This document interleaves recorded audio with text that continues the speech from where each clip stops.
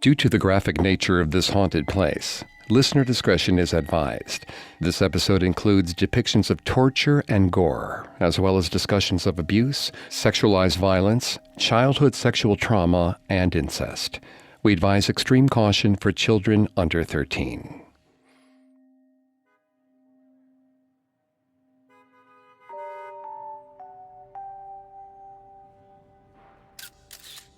Brown concrete teeth jutted up against the cloudless Los Angeles sky. Dolores would have stopped to photograph the house, even if she hadn't been studying to be an architect herself. She grabbed her 35mm camera from the backseat of her coupe.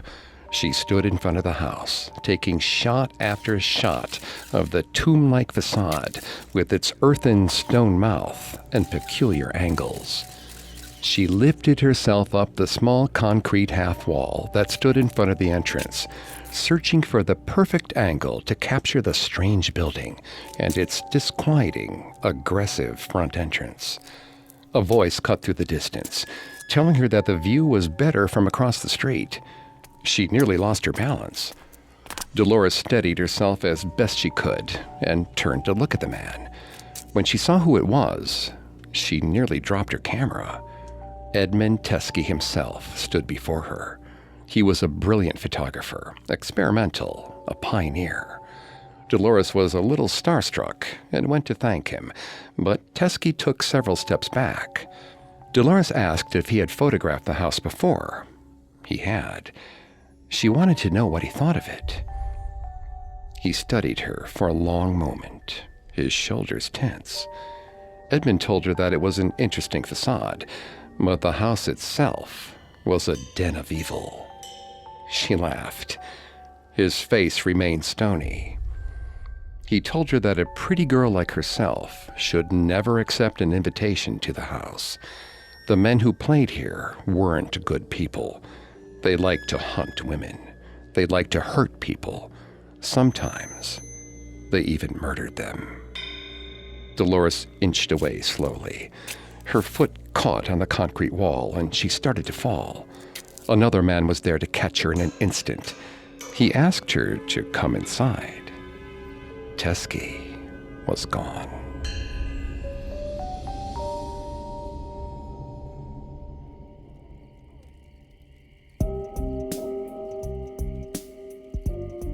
Welcome to Haunted Places, a Parcast original. I'm Greg Polson. Every Thursday, I take you to the scariest, eeriest, most haunted, real places on Earth. You can find all episodes of Haunted Places and all other Parcast originals for free on Spotify or wherever you listen to podcasts. To stream Haunted Places for free on Spotify, just open the app and type Haunted in the search bar. At Parcast, we're grateful for you, our listeners. You allow us to do what we love. Let us know how we're doing. Reach out on Facebook and Instagram at Parcast and Twitter at Parcast Network. And if you enjoyed today's episode, the best way to help is to leave a 5-star review wherever you're listening. This week, join me on a supernatural journey to Sowden House, one of Los Angeles' most striking historic homes, which just happens to be the decades-long residence of the man many LAPD officers believed killed the Black Dahlia. And discover why, to this day, it's haunted.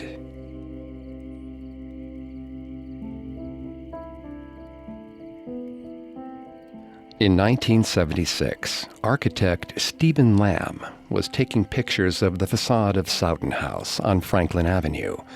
The Mine Revival residence was built in 1926 by Lloyd Wright for his friend John Sowden.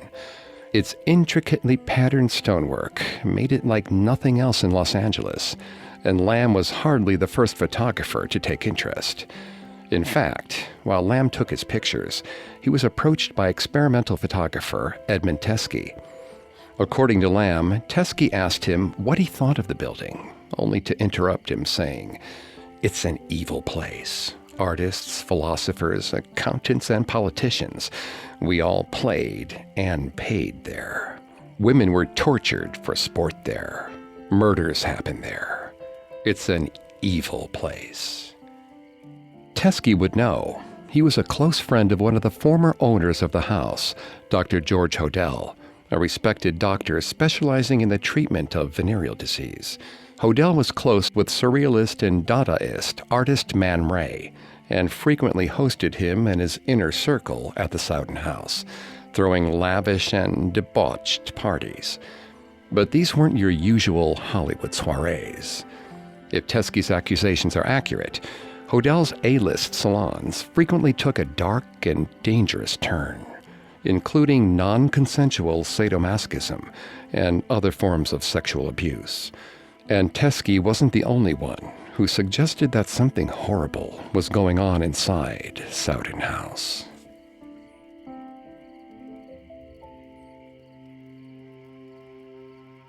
George Hill Hodel lived with his second legal wife, Dorero, and their 3 children, as well as his ex-wife, Dorothy, and their daughter, Tamar. A notorious womanizer, Hodel had many girlfriends while cohabitating with his current and ex-wives on and off throughout the late 1940s. In October 1949, 14-year-old Tamar Hodel accused her father of sexual assault and abuse, dating back to when she was around 9 years old. Tamar told the court that her father wanted her to wander around the house naked during his parties. According to her testimony, Man Ray took nude pictures of her when she was 11. Most horrifying of all, she reported that George Hodel forced her to perform oral sex on him as training for further abuse. Hodel used his extensive connections to discredit his daughter, casting her as a promiscuous, pathological liar. Hodel was acquitted, but the story does not end there. Soon afterward, Tamar overheard information from the LAPD that made her father even more frightening.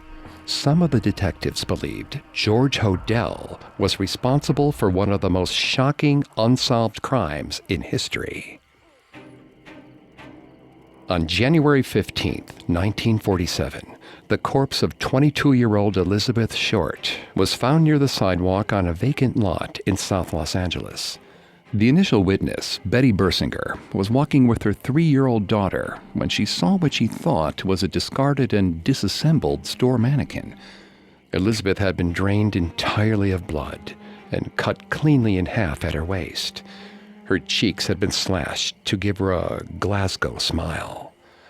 Originally a gang tactic from the United Kingdom, this form of facial mutilation involves slicing from the corners of the lips to the ears to widen the victim's mouth into a bloody grin. She was posed with her hands over her head, her elbows at right angles, and her legs spread to expose the abuse she had endured both before and after death. Local and national newspapers sensationalized Elizabeth's murder, framing her as an aspiring actress who prowled Hollywood Boulevard, only to be slain by a sex fiend. They called her the Black Dahlia, after the Blue Dahlia, a film noir released the year before. Los Angeles District Attorney Lieutenant Frank Jemison made a list of 22 suspects. The list included Dr. George Hodel, who was reported to have been seeing Elizabeth Short at the time of her death. But no one was charged, and time dragged on. The lurid case became part of Los Angeles lore, as dark and taboo as any of George Hodel's illicit parties. But the revelry never stopped at the Sowden House, and it always keeps its secrets.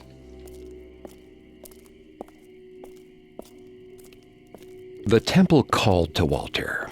Its very presence was impossible. An ancient Mayan tomb on Franklin Avenue. No visible means of entrance, aside from the maw-like front door. His fingers itched each time he went past. He had enough money, much like the occupants of Sowden House, and gentlemen burglars were a dying breed after the Second World War, but he had always been stubborn. He needed a constant challenge, to scratch an itch that pulled him into dark and remote spaces. And this felt like a radio serial. Walter was going tomb raiding. He had no means of casing the house, but he also wasn't looking for anything in particular. He merely hoped to find something interesting, some trinket to remember this almost otherworldly place. He wasn't able to find a convenient point of entry until coming around to the back alley. A window to a majestic gold bedroom stood open, curtains wafting beyond the casement, inviting him in. He answered their call with enthusiasm. Walter took no notice of the sleeping couple within, aside from making sure they were indeed asleep. He waited for his eyes to adjust to the darkness, taking in the glittering metallic sheen on nearly every surface. Whoever lived here had a very particular kind of taste. He wasn't sure if it was good taste, but it was taste. There were a series of small metal sculptures and curios on a side table, some surrealist nonsense. Walter always preferred art he could identify. The other side of the room offered more intriguing pieces. The helmet of some forgotten warrior was mounted on a wire frame.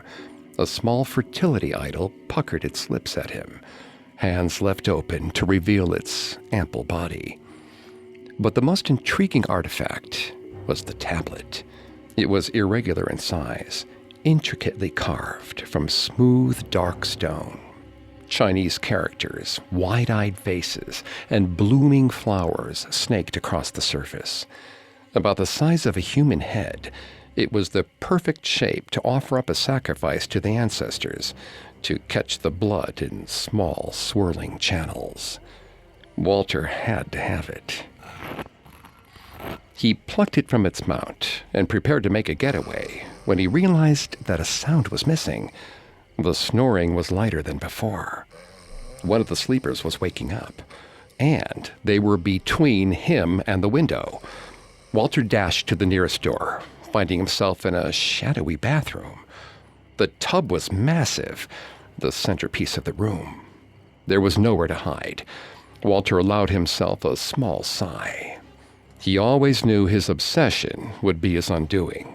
He never doubted it. Still, he couldn't resist the chance for one more great escape. He ducked his small frame down into the tub, pulling his knees in and hugging the tablet to his chest, so they were all beneath the lip of the massive porcelain bowl. If the sleeper did enter, perhaps they would be so tired they didn't notice.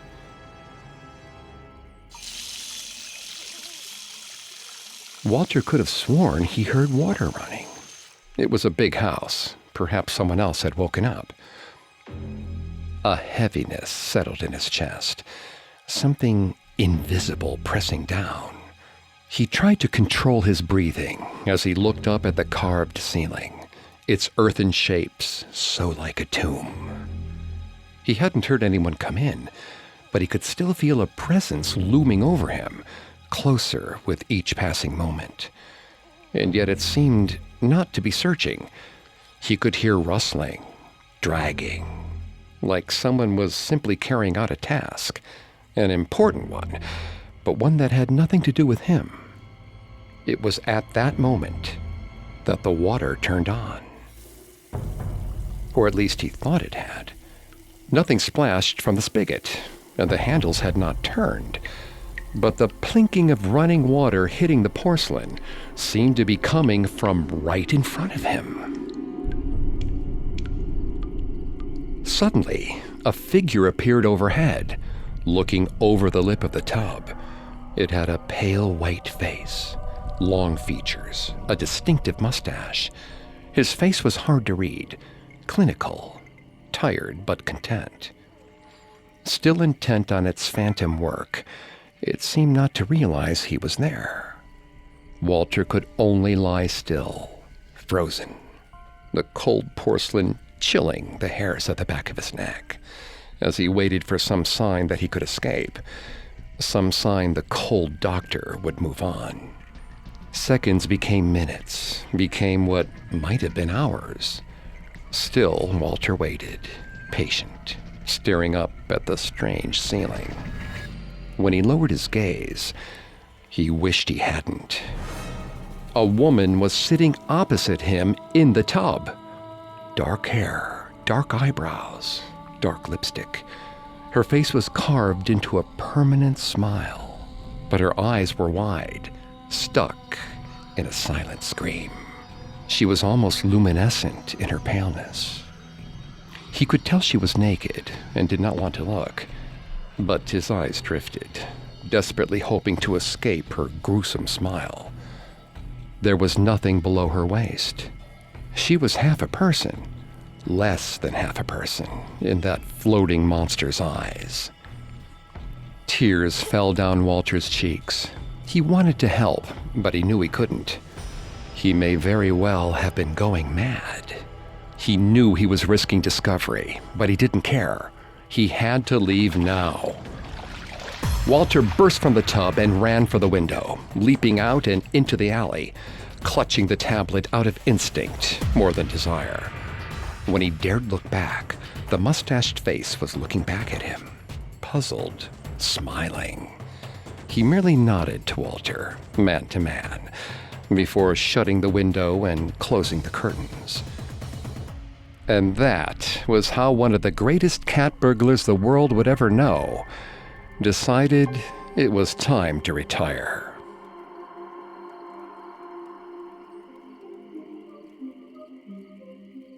On November 19, 1947, the Los Angeles Times reported that a 1,400-year-old Chinese sacrificial tablet, valued by the owner at $25,000, was stolen from the home of Dr. George H. Hodel, 5121 Franklin Avenue. The burglar entered the home through a rear bedroom window. Dr. Hodel described the antique as 11 by 6 by 3.5 inches, bearing about 50 Chinese characters carved on a dark gray stone. As far as we know, the tablet was never recovered. The artifact was a purchase by Hodel himself, who filled the Sowden House with international antiquities. This was well in keeping with the home's original construction. Frank Lloyd Wright Jr., who went by Lloyd Wright, drew on his experience as a silent film-era Hollywood set designer to build a fortress-like residence inspired by the ancient Mayan city of Palenque. The home centers around an atrium, the only outdoor space on the property. All of the major rooms surrounded the open-air garden, with dark passageways and secret rooms hidden deeper in the house. Steve Hodel, a retired LAPD homicide detective and George Hodel's son, believes that his father bisected and drained Elizabeth Short's body in the master bathroom before dragging the corpse through the atrium and out to the garage, all of which would have been hidden from the street. To this day, witnesses report a feeling of heaviness in the bathroom, and footsteps and voices are often heard in the adjacent hallway, as if two people are moving a body. Up next, damning evidence is collected from the Sowden House, but someone or something doesn't want this story told. Now back to the story. When they found it, bisected on the street, Elizabeth Short's body had been washed. There was no concept of DNA evidence in 1947, so the LAPD was forced to work with what they had, canvassing the neighborhood around the dump site and going through the young woman's address book. They were less than a month into this process when the naked body of Jean French was found in another vacant lot. An obscene message had been written on her torso in crimson lipstick, insulting someone referred to only as BD, though it's since suggested that the message was misread, and it was actually directed at the LAPD. The missive was finished with 3 letters, TEX. The initials meant the case was immediately linked to the Black Dahlia, despite the significant differences in killing method and victimology. Elizabeth Short was 22 and posed like a work of art. Jean French was 44 and had been beaten to a bloody pulp. The pressure was on for the LAPD to catch what the newspapers were beginning to call the werewolf, but they had little to go on.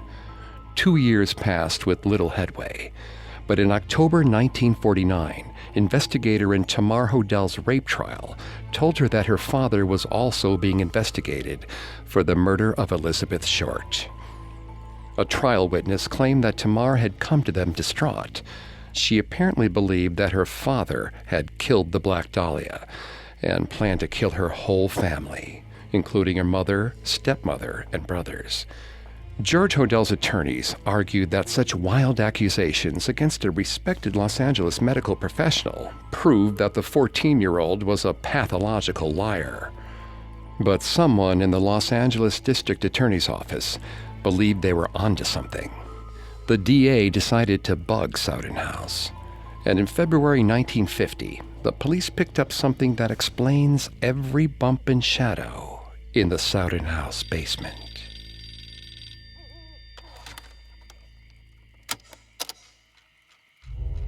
When Bob joined the police force, he was hoping it would be more like the movies. He'd race around the city chasing bad guys, making arrests left and right. He didn't learn until later that most of his job would consist of handling the things that no one else wanted to do. Traffic ticket duty, filing paperwork. But his boss had promoted him to surveillance, and he figured now would be his chance to do something meaningful. Unfortunately, the man he'd been tasked with surveilling wasn't terribly interesting. George Hodell was a bit of a drip. His conversations were boring. His house guests spent all their time working on art. Days turned into weeks, and Bob hadn't heard anything useful. It had been over 3 years since Elizabeth Short was found, and he was beginning to suspect that the trail had gone cold.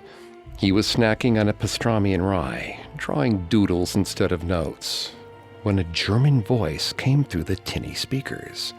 Bob sat up a little straighter. He didn't recognize the man speaking.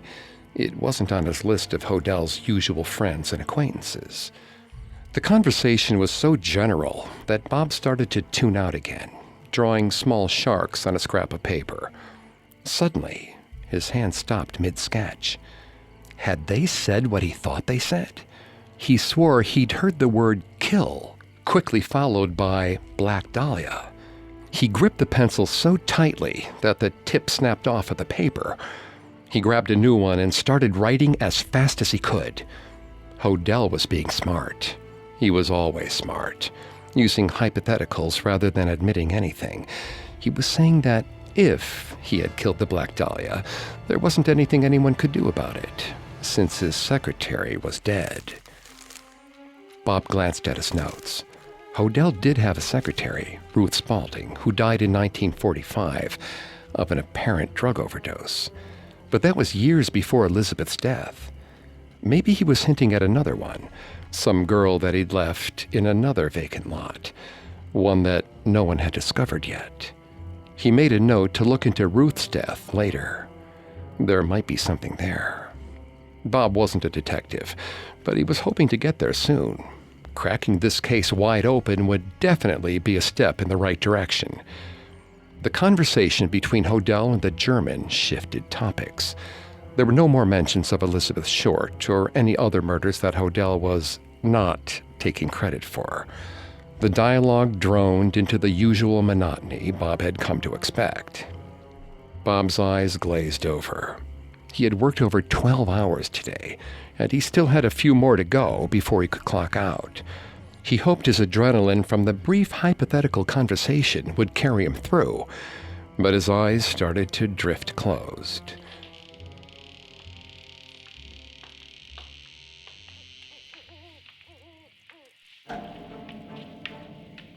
Bob's eyes snapped open. He could hear footsteps descending. They were heading into the basement. Bob strained his ears to pick up any other clues. There was nothing but the pounding of footsteps against the floor. He fought off sleep as best he could, but the silence was just too deep, too empty. His head started to lull. A woman's scream split his eardrums. Bob fell out of his chair, his headphones sliding off his head. His hands shook as he put them back on, pulling his chair back to him. Bob didn't breathe. His nerves buzzed as he waited for something else to happen. A single scream could be for any number of reasons. Bob may have been overhearing one of Hodell's strange sadist parties. He had no way of knowing what was real and what was not. 2 minutes later, another scream cut through the silence. Bob noted both screams down. Someone else was yelling for them to call the hospital.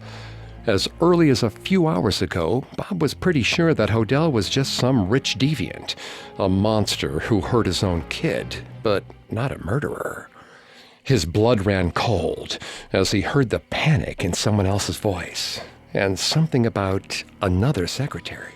He was supposed to sit here and keep taking notes. They needed time to build a case against the doctor, and the tape's admissibility was questionable at best. But he knew that there would be no call to the hospital tonight. An innocent woman could pay the price for his inaction. So he left his post. The tapes would keep turning.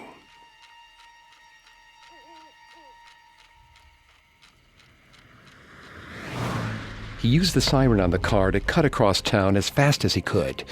With Elizabeth Short, there was a decent window between when she was killed and when she ended up in the lot.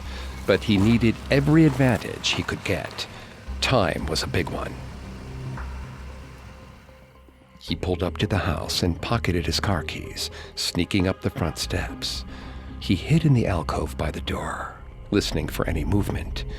When he heard nothing, he tried the latch.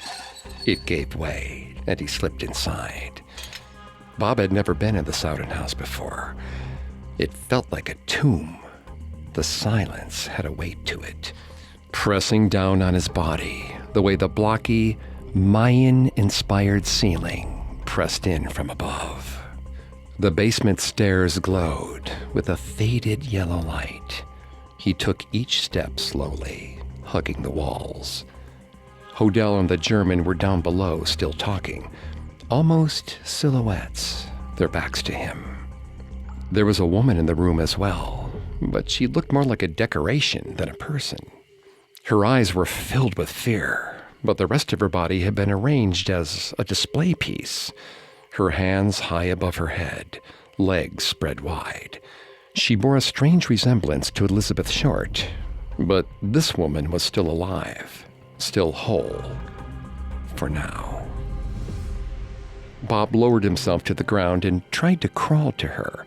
The two men were distracted by their own conversation, not sparing her even the slightest glance. Blood pooled on the floor, forcing him to move slowly as the warm liquid coated his shirt and hands. The woman glanced down. He met her eyes. An eternity of understanding passed between them. He would help her in whatever way he could. Bob dealt with the restraints along her legs first. Sweat dripped down his back. Carefully, silently, he slid the rope away from her ankles. She was whimpering softly, the sounds of her distress washing his senses with protective rage and fear. He'd reached her knee when he felt something pulling him backward. A second later, the world went dark. Bob woke up in front of the Hollywood precinct. He was wearing fresh clothes, but there was blood under his fingernails. It was real. He'd been there. He'd caught Hodel in the act. And this time, there was more than just a witness's testimony. There were the tapes as well. They had enough evidence to pin him good this time. He rushed for his lieutenant's office, hoping there was some way to find the other woman before she became the second Dahlia. But his notes weren't there. The other man's voice was cold when he told Bob to let things be. There wasn't anything important on those papers. They ended up where they needed to go. He wanted to protest, but his superior's body language told him there was no hope. He was too like the German, too like Hodel. The lieutenant looked at him with a kind, if condescending smile. Bob had a long few days on the job, he said. He needed some rest. Girls went missing all the time. Actresses. They get distracted, leave, and come back in a month or two when their new boyfriend's money runs out. The lieutenant handed him another file. It had a different transcript inside it, and a check. Bob paused. He'd been lucky to escape with his life, he knew that. They were offering him a chance to get ahead. He swallowed away his fears and took the money, more than willing to trade his conscience for a better life, a better position. But every time he went below ground, from the evidence vault to his comfortable bungalow's basement to the Pacific Electric subway, a cold followed him, a whimpering in his ear that disappeared as soon as he turned his head. And sometimes, as he boarded one of the famous Pacific Electric red cars, he saw her, the second Dahlia. At first, he deluded himself into thinking she was just reaching up to hold the metal bar overhead, steadying herself against the clacking train, until his eyes traveled down her body, noticing the right-angled arms, the splayed legs, and her midsection slowly being sawed in half.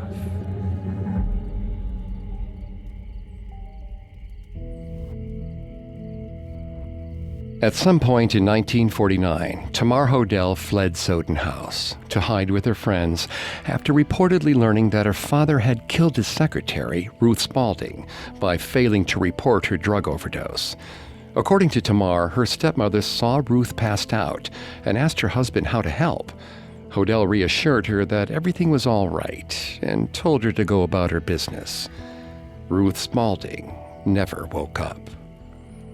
The LAPD searched for the 14-year-old Tamar, eventually bringing her home to Sowden House against her will. When she begged them for help, she says they told her they knew all about her father. It appears they just didn't care. Steve Hodel believes that his father murdered as many as 9 women in Sowden House's basement. Los Angeles Times reporter Steve Lopez was dubious of these claims until he himself tracked down evidence in the DA's office that had been stored separately from the Black Dahlia case. The investigator in charge of the case at the time claimed that the surveillance transcripts on Sowden House exonerated George Hodel, but the documents tell a different story. The conversations and screams described in the previous story are based on those transcripts. Hodel reportedly said, "Supposing I did kill the Black Dahlia, they couldn't prove it now. They can't talk to my secretary anymore because she's dead."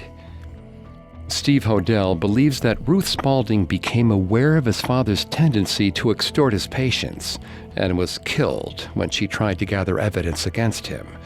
Several witnesses, including long occupants of the house, have reported seeing ghostly apparitions on the lower level.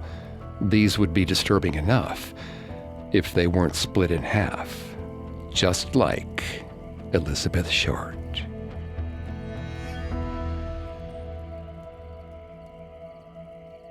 Coming up, we delve into the potential motives for the murder of Elizabeth Short, inspired by the sadistic and darkly imaginative artists Hodel partied with.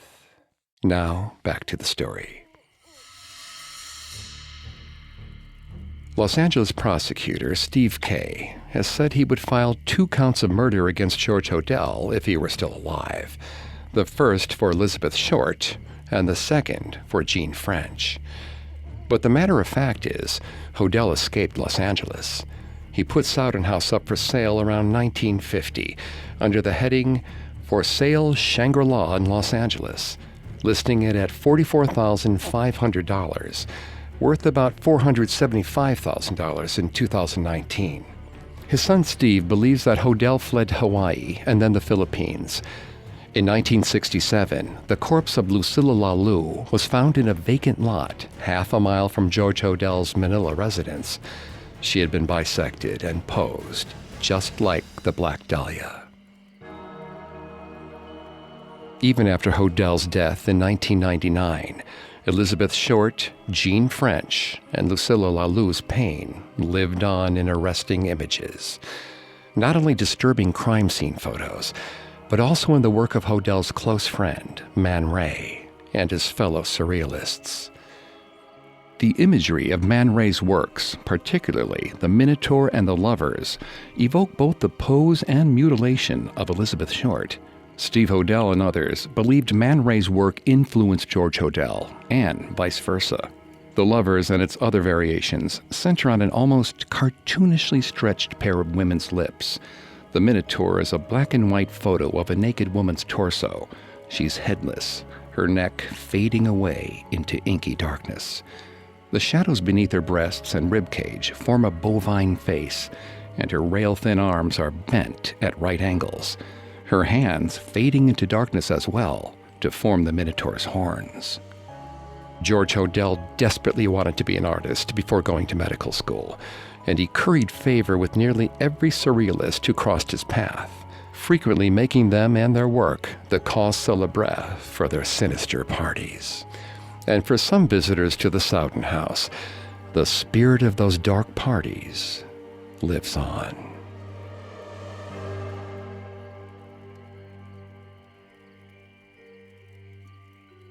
For her first Halloween in Los Angeles, Haley had made a terrible decision born out of desperation. She'd shown up on a blind date, dressed as the Black Dahlia. Her date, Tom, had taken it in stride.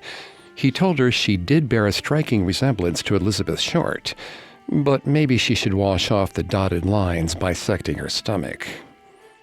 3 years later, Tom planned a special surprise for their anniversary. They would be attending an exhibit at the Sowden House. Not just any exhibit. This one examined art that may have been inspired by the Black Dahlia's death. The press brochure described the potential conspiracy surrounding the torture and abuse of women and children in that same house. Haley had felt some hesitation at spending time in the house where Elizabeth Short had possibly been murdered. But it was her thing with Tom, a shared point of interest in Los Angeles history. She tried to think of it as celebrating the woman instead. Elizabeth Short had thirsted for fame, but wound up with notoriety. She dressed for the occasion, wearing a 40s-inspired black dress and victory curls in her hair. It was more polished than the picture of Elizabeth Short that she used for reference, but she wasn't trying to be a dead ringer this time. It was just an homage.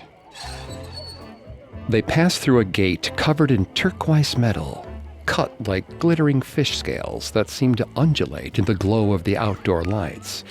All of the noises of Los Feliz faded behind them as they stepped into the house, turning up a staircase.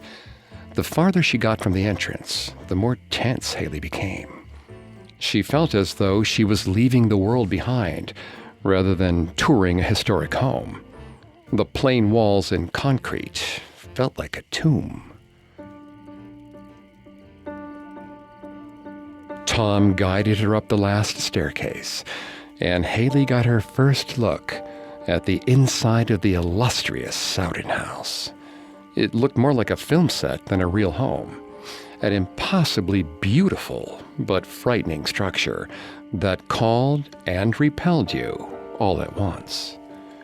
A house in the style of Hitchcock, with artful glass windows that looked like they were cut with bars from a jail cell. Large slabs of concrete sculpted into some vaguely ancient Mayan shape. Swirling snake designs traveled across the concrete, hoping that someone would be brave enough to get close. Haley tried to make some crack to Tom about how gaudy the design looked, but he was gone. She spied him a few feet ahead of her, standing by the pool with a glass of wine in hand, her dashing leading man. She wandered closer to the tiled windows, staring at a canvas across from it, orange on one side, blue on the other, magnified vertebrae in dark red with spindly tan scratches in lieu of ribs. There was a blood spatter near the top of one side, something that looked like human lips near the bottom. A deconstructed body, or something suggesting it, organs where they shouldn't be, an overwhelming wash of color, the hint of violence in both the color palette and the harsh outlines of bone and blood. The death of Mona Lisa, the card read. She shifted her gaze, turning to walk down to the next area. The floor beneath her, stone slate, shifted to concrete squares with rounded edges. A hand brushed against her back. Haley turned. Nothing greeted her but the wind from the doors that led out to the atrium. The slate floor was beneath her again. She told herself it was just the atmosphere messing with her head, like being in a mausoleum. She approached the next piece of art. It looked like a very strange mosaic. A nude woman lying on the bottom, her arms bent over her head like the Black Dahlia. In the top corner was a man in a suit with a medical bag in his hands. Next to him were several large surgical tools. Haley's staring was interrupted when someone bumped into her. He had hard eyes, but a friendly smile underneath a mustache that looked more at home in the 50s than today. He introduced himself as the host. He was going by George tonight to keep with the theme. She thanked him for curating the experience.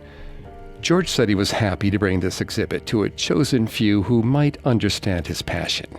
He gestured to the piece in front of them and asked her opinion. She shrugged her shoulders and smiled nervously. She was no art expert. He told her that the feelings it inspired in her were more important than any highbrow criticism. Well, that was easier to answer. Haley told him she felt afraid, but excited. He smiled. It brought out similar feelings in him. She glanced around. The pool that had cut across the atrium earlier was gone. Tall trees and grass had replaced the stone and water. George grabbed her hand, telling her she mustn't get lost. She didn't like how firm his grip was, but she allowed it, for now. He walked her across the atrium lawn to the next exhibit area. She couldn't entirely swallow her scream as she took in the art in front of her. A faceless, naked woman, dead. She was tangled in brambles amongst the wilderness. The perspective was from a person watching through a hole in a stone wall. If the others had unsettled her, this one disturbed her. Like the subject of the painting, she suddenly felt like an interloper. The death of the Black Dahlia was a dark fairy tale in her head, but this art piece felt much more real to her. She could suddenly see Elizabeth Short in stark clarity, vulnerable and discarded in a vacant lot. A young woman torn apart and reassembled. An arm slid around her shoulders. Haley jumped. Tom wanted to know what was wrong with her. She opened her mouth, but she couldn't get a word to come out. George had disappeared into the crowd. She told Tom it was nothing. She was just more tired than she thought. He nodded his head, then turned to the art. He leaned into Haley, saying the piece was kind of hot. Her stomach turned. She turned away from the painting and headed back towards the comforting green of the courtyard. Fresh air filled her lungs. Across the way stood the most impressive Elizabeth Short impersonator Haley had ever seen. She looked beautiful in a long dress. Haley smiled and waved. The attention to detail truly had been exquisite here. Elizabeth grimaced, holding her torso. Haley screamed for help as the top of Elizabeth's body left the bottom half. Her torso and head floated in midair, trailing intestines as her legs fell to the ground. Haley didn't realize she was running until she was halfway across the courtyard. She needed to reach Elizabeth, help sew her back together somehow. She was almost there, and then she was falling into water. The pool had materialized underneath her. Her head hit the concrete bottom. A faint pink cloud drifted away towards the surface. Elizabeth's head floated just above her own. Her eyes were hard and accusing as she watched Haley at the bottom of the pool. She wanted to swim upwards, but her arms were pinned over her head uncomfortably. Right angles. As hard as she tried, she couldn't get them to move. Haley tried to kick her legs, but they froze in place, splayed wide. She tried to scream, but her sounds of terror were swallowed by the water. Elizabeth's cold face peered down at her as air became harder and harder to take in. It was the last thing she saw before the entire world went dark around her.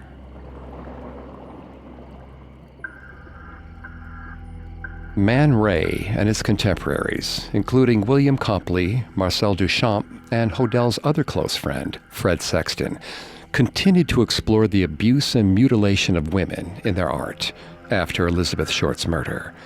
Copley's It Is Midnight Dr. Blank depicts a suited man with a physician's bag and a series of bone saws above a nude woman. Sexton's 1955 painting, The Death of Mona Lisa, is a mix of the abstract and the surreal. In the artwork, elements of the woman's body, including her unnaturally large lips, have been moved to the groin area. In a chilling parallel, Elizabeth Short's autopsy revealed that flesh had been cut from her thigh and inserted into her vagina. A similar artistic depiction of a brutalized woman is shown in Duchamp's Given. 1. The waterfall. 2. The illuminating gas. It is a kind of tableau shadow box, visible only through two peepholes.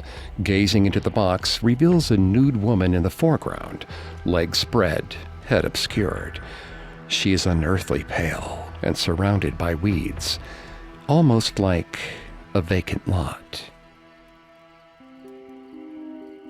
When LAPD detectives questioned George Hodel as part of their investigation into the rape of his daughter, he told them that his parties, which centered in the outdoor space, were about delving into the mystery of love and the universe. And Sowden House certainly holds on to its mysteries, even today. Another one of Hodel's frequent party guests was the surrealist writer Henry Miller. In his 1940 text, The World of Sex, he wrote, "There is nothing in itself that is wrong or evil, not even murder. It is the fear of doing wrong, the fear of committing murder, the fear of acting or expressing oneself, which is wrong." Later in that same book, Miller describes seeing a man dressing a mannequin in a store window. The following quote has been edited to eliminate expletives. He's going to take the live sexual mannequin and make her seductive to the passerby by putting clothes around her and making her look like the people in the street. He makes the sexual thing dead, just as the undertaker is ticking up a corpse makes death look inviting. Dead or alive, whatever is bare, stark, nude, frightens them. A wax-nude woman in a show window can terrify them, even more than a live one, so it seems.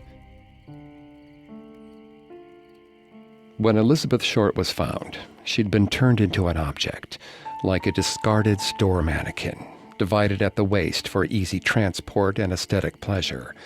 If Steve Hodel is correct, that transformation began at Sowden House. It would explain the strange bisected apparitions and mysterious cries for help that echo in the hallways. It would explain the ghostly footsteps and ominous shadows in their frequently locked basement, at least as well as such horror and such cruelty can be explained.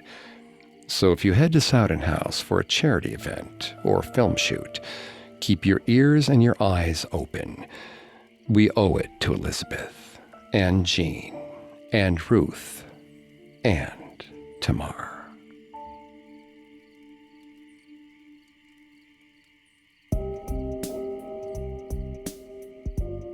Thanks again for tuning into Haunted Places. We'll be back on Thursday with a new episode. For more information on the Sowden House, amongst the many sources we used, we found the investigative work of Steve Hodel and the Los Angeles Times' Steve Lopez extremely helpful to our research. You can find more episodes of Haunted Places and all other Parcast originals for free on Spotify.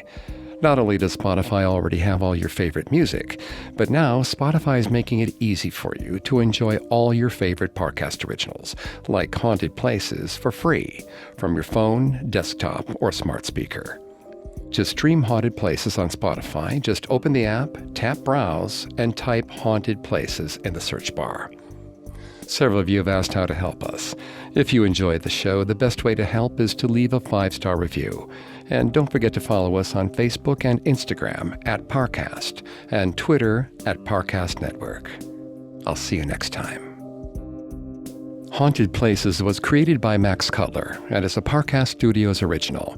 Executive producers include Max and Ron Cutler. Sound design by Kenny Hobbs, with production assistance by Ron Shapiro, Carly Madden, Travis Clark, and Joel Stein.